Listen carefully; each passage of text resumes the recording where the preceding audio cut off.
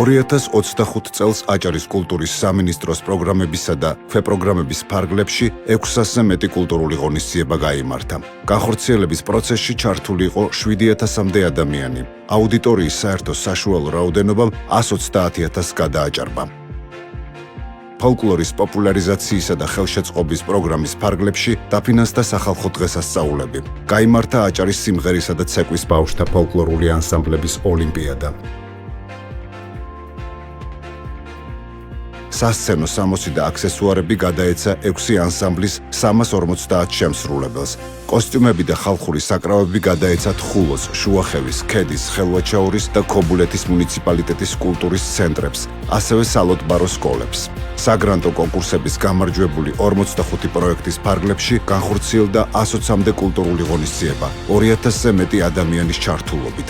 2025 წლის განმავლობაში განხორციელდა 20-ზე მეტი პროექტი. კულტურის ბანაკები, შემოქმედებითი ჯგუფების გასტროლები, გალა და საქველმოქმედო კონცერტები. მათ განხორციელებაში ჩართული იყო 600-ზე მეტი ადამიანი. მუსიკალური ბათუმი 2025 წლის პროგრამის ფარგლებში გაიმართა 9 მასშტაბური კონცერტი. პროექტმა 400-მდე ხელოვანი გააერთიანა, ხოლო ღონისძიებებს 20,000 ადამიანი დაესწრო.